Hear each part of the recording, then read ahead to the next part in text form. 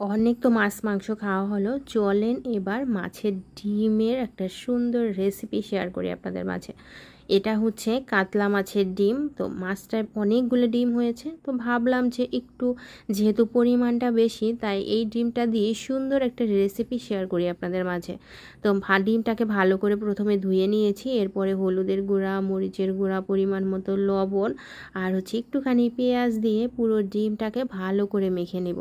সময় একঘেয়েমি খাওয়া হয় ডিমের বড়া, তো ভাবলাম আজকে একটু নতুনভাবে কিছু করি। তো আপনারা কারা কারা এই মাছের ডিম পছন্দ করেন? আমার তো ভীষণ ভালো লাগে, আর আমাদের বাসায় কিন্তু সবাই মাছের ডিমটা একটু অনেক বেশি পছন্দ করে। তো যার কারণেই ভাবলাম যে একঘেয়েমি রান্নার থেকে সরে আসি, একটু ভিন্নভাবে তৈরি করি। তো এখানে বাইন্ডিংসের জন্য আমি একটু আটা দিয়ে দিলাম। এখন আটাটাও ভালো করে হচ্ছে এটার সাথে মিক্সড করে নিচ্ছি।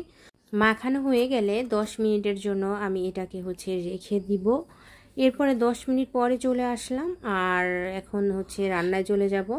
বসিয়ে দিলাম একটা প্যান, এখানে দিয়ে দিলাম তেল। তেলটাকে একটু গরম করে নিব। এরপরে তেলটা গরম হয়ে গেলে এর মধ্যে হচ্ছে দিয়ে দিব সেই মেখে রাখা ডিমগুলোকে। এই যে একটা একটা করে দিয়ে দিচ্ছি, আর খুব সহজেই খুব দ্রুত হয়ে যাচ্ছে। তো এবার বলেন তো কার কার পেজের কি অবস্থা? আমার পেজ একদম ছোট্ট থেকে আস্তে আস্তে বড় হচ্ছে, এতেই আমি খুশি।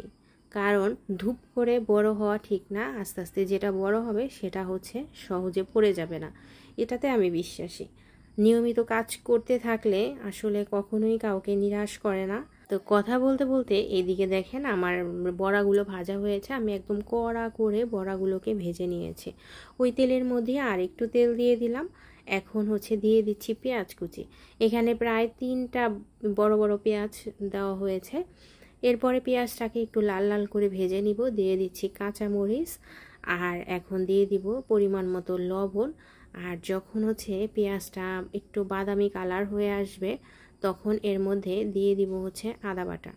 তো আদা বাটাকেও তেলের মধ্যে ভেজে নিব। যখন আদার একটা কাঁচা যেই গন্ধ থাকে সেটা যখন চলে যাবে, তখন এর মধ্যে গুঁড়া মশলাগুলো দিয়ে দিব। হলুদের গুঁড়া, মরিচের গুঁড়া, পরিমাণ মতো লবণ দিয়ে এটাকে ভালো করে হচ্ছে একটু ভেজে নিব তেলের মধ্যে। এরপরে হচ্ছে মশলাটা যাতে পুড়ে না যায় তার জন্য এর মধ্যে দিয়ে দিচ্ছি একটুখানি জল। এরপরে এটাকে ভালো করে কষিয়ে নিব। কষাতে কষাতে এর মধ্যে থেকে কিন্তু তেলটা বের হয়ে আসবে, তাইলেই বুঝবো যে কষানো শেষ হয়ে গিয়েছে। স্বাদটাকে আরও বাড়ানোর জন্য এখানে একটুখানি চিনি দেওয়া হয়েছে। এরপরে দেখেন যে তেলটাও বেরিয়ে এসেছে, মশলাটাও ভাজা ভাজা হয়ে গিয়েছে। এই পর্যায়ে ঝোলের জন্য যতটুকু জল দেওয়া প্রয়োজন ততটুকুই জল দিয়ে দিয়েছি। এরপরে হচ্ছে ঝোলটাকে ভালো করে ফুটিয়ে নিব।